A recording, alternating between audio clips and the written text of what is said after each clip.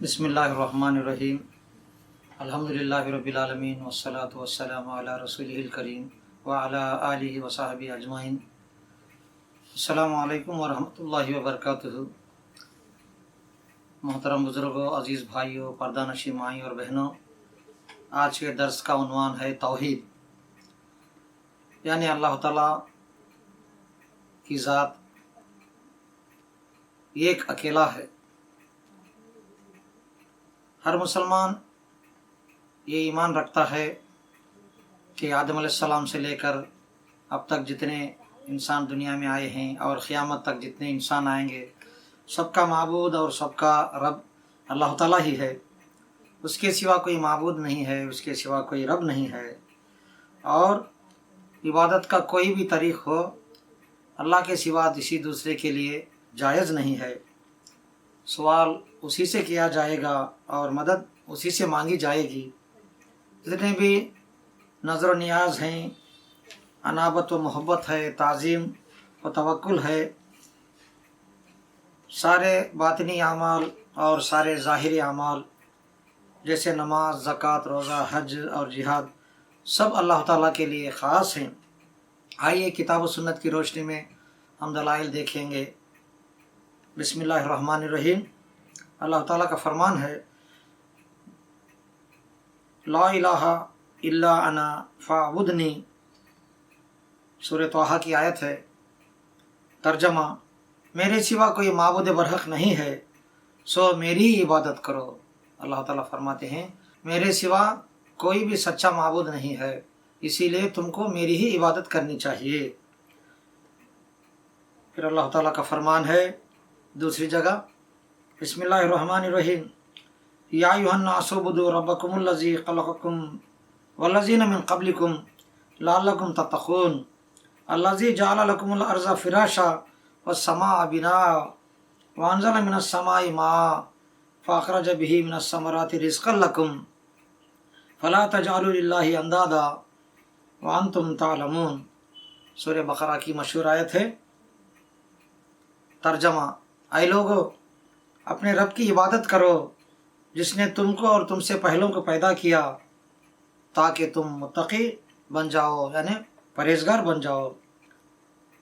جس نے تمہارے لیے زمین کو بچھونا بنایا ہے اور آسمان کو چھت بنایا ہے، اور تمہارے لیے آسمان سے پانی اتارا، بس اس کے ذریعے تمہارے لیے پھلوں سے روزی نکالی، یعنی آسمان سے پانی برسا کر اللہ تعالیٰ زمین پر پھلوں کو اگاتا ہے اور پھلوں کے ذریعے انسانوں کو روزی دیتا ہے۔ لہٰذا جانتے بوجھتے اللہ کے ساتھ کسی کو شریک نہ کرو۔ اور پھر آگے اللہ تعالیٰ کا فرمان ہے، بسم اللہ الرحمن الرحیم، وَلَقَدْ بَعَثْنَا فِي كُلِّ أُمَّةٍ رَسُولًا أَنِ اعْبُدُوا اللَّهَ وَاجْتَنِبُوا الطَّاغُوتَ، سورہ نحل کی آیت ہے۔ ترجمہ: اور ہم نے ہر امت میں ایک رسول بھیجا کہ اللہ کی عبادت کرو اور طاغوت سے بچو، یعنی اللہ تعالیٰ ہر امت میں ایک رسول بھیجا، اور وہ رسولوں کا پیغام کیا تھا؟ ہر ایک رسول بھی اپنی امت سے کہتے تھے کہ اللہ کی عبادت کرو اور طاغوت سے بچو، یعنی اللہ کے سوا جتنے بھی غیر اللہ ہیں وہ سب طاغوت ہیں، اور غیر اللہ سے یعنی غیر اللہ سے دور رہو۔ پھر ارشاد ربانی ہے، بسم اللہ الرحمن الرحیم، فَمَن يَكْفُرْ بِالطَّاغُوتِ وَيُؤْمِن بِاللَّهِ فَقَدِ اسْتَمْسَكَ بِالْعُرْوَةِ الْوُثْقَىٰ لَا انفِصَامَ لَهَا، سورہ بقرہ کی آیت ہے۔ اللہ تعالیٰ کا فرمان ہے، اور جس نے طاغوت کا انکار کیا اور اللہ پر ایمان لایا، یقیناً اس نے مضبوط کڑا پکڑ لیا۔ عروۃ اس کا کیا معنی؟ مضبوط کڑے کے ہیں، جو ٹوٹنے والا نہیں ہے۔ اور پھر سورہ انبیاء کے اندر اللہ تعالیٰ فرماتے ہیں، بسم اللہ الرحمن الرحیم، وَمَا أَرْسَلْنَا مِن قَبْلِكَ مِن رَسُولٍ إِلَّا نُوحِي إِلَيْهِ أَنَّهُ لَا إِلَٰهَ إِلَّا أَنَا فَاعْبُدُونِ، اور ہم نے آپ سے پہلے یعنی محمد صلی اللہ علیہ وسلم آپ سے پہلے ہم نے جو رسول بھیجے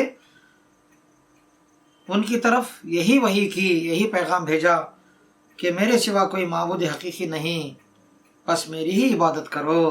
اور اللہ تعالیٰ کا فرمان ہے سورہ فاتحہ کے اندر، بسم اللہ الرحمن الرحیم، ایاک نعبد و ایاک نستعین، ہم تیری ہی عبادت کرتے اور تجھ ہی سے مدد مانگتے ہیں۔ اللہ تعالیٰ سورہ فاتحہ کے اندر دعا کا طریقہ بھی بتاتا ہے، کہ اے اللہ ہم تیری ہی عبادت کرتے ہیں اور تجھی سے مدد مانگتے ہیں۔ ان آیات کے بعد چند احادیث مبارکہ بھی دیکھتے ہیں جن کے ذریعے توحید کا پیغام ثابت ہوتا ہے۔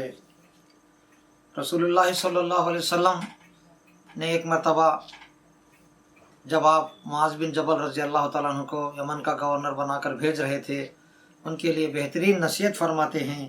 پیارے نبی صلی اللہ علیہ وسلم فرماتے ہیں فَلْيَكُمْ أَوَّلَ مَا تَدْعُوهُمْ إِلَيْهِ أَن يُوَحِّدُوا اللَّهَ تَعَالَى۔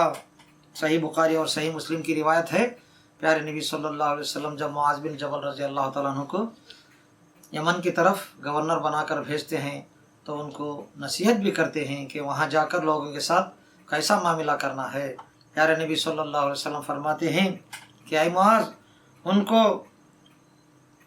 تیری اول ترین دعوت اللہ کی وحدانی کی طرف ہونی چاہیے، یعنی اے معاذ جب تم یمن جاؤ تو لوگوں کو توحید کی دعوت دو، یعنی اللہ تعالیٰ ایک ہے اور اسی کی عبادت کرنا ہے، اسی سے سوال کرنا ہے، اسی سے مدد مانگنا ہے، یہ تمہاری سب سے پہلی دعوت ہونی چاہیے۔ اور پھر فرمایا یا معاذ اتدری ما حق اللہ علی العباد؟ قال اللہ ورسولہ عالم، قال ان یعبدوہ ولا یشرکوا بہ شیئا، متفق علیہ، یعنی بخاری اور مسلم کی روایت ہے۔ آگے پیارے نبی صلی اللہ علیہ وسلم معاذ بن جبل رضی اللہ تعالیٰ عنہ کو نصیحت فرماتے ہیں کہ اے معاذ، تم جانتے ہو کہ بندوں پر اللہ کے کیا حقوق ہیں؟ معاذ رضی اللہ تعالیٰ عنہ نے کہا اللہ اور اس کا رسول زیادہ جانتے ہیں۔ آپ صلی اللہ علیہ وسلم نے فرمایا بندوں پر اللہ کے حقوق یہ ہیں کہ وہ اسی کی عبادت کریں، یعنی بندے اللہ کی عبادت کریں اور اس میں اس کے ساتھ کسی کو شریک نہ بنائیں۔ ایک مرتبہ کسی نے نبی صلی اللہ علیہ وسلم سے کہا جیسے آپ چاہیں اور جیسے اللہ تعالیٰ چاہے۔ کیا کہا؟ جیسے آپ چاہیں، یعنی جیسے رسول اللہ چاہیں اور جیسے اللہ تعالیٰ چاہے۔ تو پیارے نبی صلی اللہ علیہ وسلم نے فرمایا صرف یہ کہو کہ جو اکیلا اللہ تعالیٰ چاہے۔ تفسیر ابن کثیر سورہ بقرہ کی تفسیر کے اندر آئی ہے یہ روایت کہ پیارے نبی صلی اللہ علیہ وسلم صحابہ کو منع فرماتے تھے کہ تم ایسا مت کہو کہ جو اللہ کا رسول چاہے اور اللہ چاہے، صرف یہ کہو کہ جو اکیلا اللہ تعالیٰ چاہے۔ اور ایک حدیث کے اندر پیارے نبی جناب محمد الرسول اللہ صلی اللہ علیہ وسلم فرماتے ہیں اخوف ما اخاف علیکم الشرک الاصغر، قالوا وما الشرک الاصغر یا رسول اللہ؟ قال الرياء، یقول اللہ یوم القیامہ اذا جاز الناس باعمالهم اذهبوا الى الذين كنتم تراؤون في الدنيا فانظروا هل تجدون عندهم من جزاء، او کما قال علیہ الصلوۃ والتسلیم۔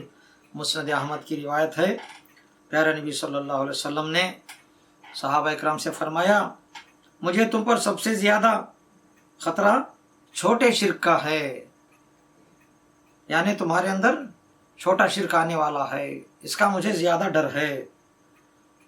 تو صحابہ نے عرض کیا اے اللہ کے رسول چھوٹا شرک کیا ہے، یعنی شرک اصغر کیا ہے؟ پیارے نبی نے فرمایا دکھلاوا، یعنی ریاکاری۔ اللہ تعالیٰ قیامت کے روز جب لوگوں کو ان کے اعمال کی جزا و سزا سنا دے گا تو فرمائے گا ان لوگوں کے پاس جاؤ جن کو دکھانے کے لیے تم یہ عمل کرتے تھے، پھر دیکھو کہ کیا ان کے پاس کوئی جزا ہے۔ یعنی جو دنیا میں جن لوگوں کو تم دکھانے کے لیے تمہارے اعمال کرتے تھے کیا ان کے پاس کوئی جزا ہے؟ ظاہر بات ہے کہ وہ لوگ کچھ بھی جزا نہیں دے سکیں گے۔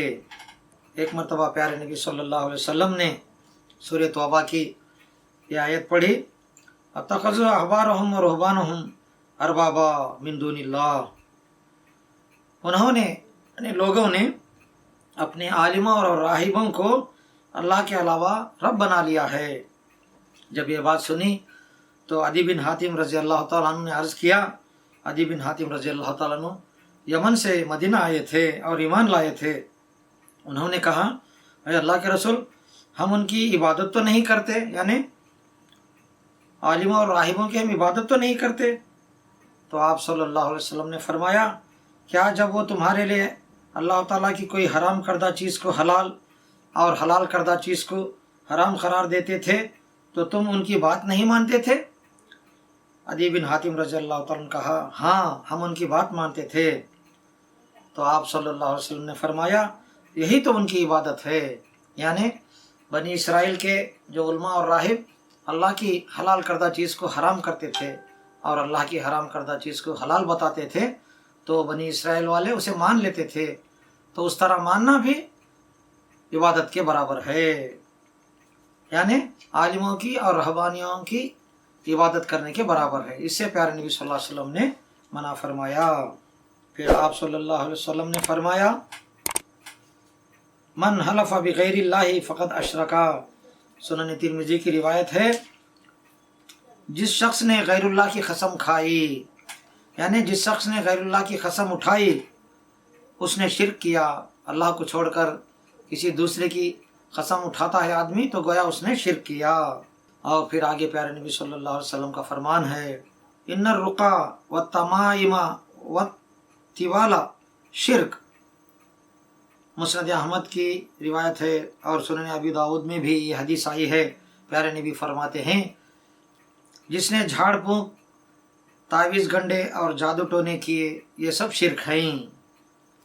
احادیث کے دلائل کے بعد آئیے کچھ عقلی دلائل بھی دیکھتے ہیں جن کے ذریعے اللہ تعالیٰ کی توحید ثابت ہوتی ہے۔ اللہ تعالیٰ ہمارا خالق ہے، رازق ہے اور وہ کائنات میں تصرف کرنے والا ہے اور وہ مدبر بھی ہے۔ اس کے علاوہ عبادت کا کوئی دوسرا مستحق نہیں ہے۔ عبادت کا مستحق صرف اللہ تعالیٰ کی ذات ہے، کیونکہ وہ ہمارا خالق ہے، رازق ہے اور مدبر ہے۔ پھر کل کائنات کو پالنے والا اللہ تعالیٰ ہے اور ساری کائنات کے لوگ اس کے محتاج ہیں، تو پھر دوسرا عبادت کے لائق کون ہو سکتا ہے؟ یعنی اللہ تعالیٰ ہمارا خالق ہے اور پھر رزاق بھی ہے، تو وہی ہمارا مالک ہے۔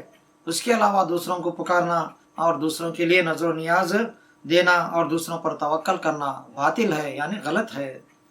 تو ان قرآنی آیات کے ذریعے، احادیث مبارکہ کے ذریعے اور عقلی دلائل کے ذریعے ہمیں پتہ چلتا ہے کہ اللہ تعالیٰ کی توحید پر ہمارا پورا ایمان اور یقین ہونا چاہیے کہ اللہ تعالیٰ کے سوا کوئی پیدا کرنے والا نہیں ہے، کوئی پالنے والا نہیں ہے، اور اسی کی ہمیں عبادت کرنا چاہیے کیونکہ وہ ہمارا خالق بھی ہے اور رب بھی ہے اور عبادت کے لائق اسی کی ذات ہے۔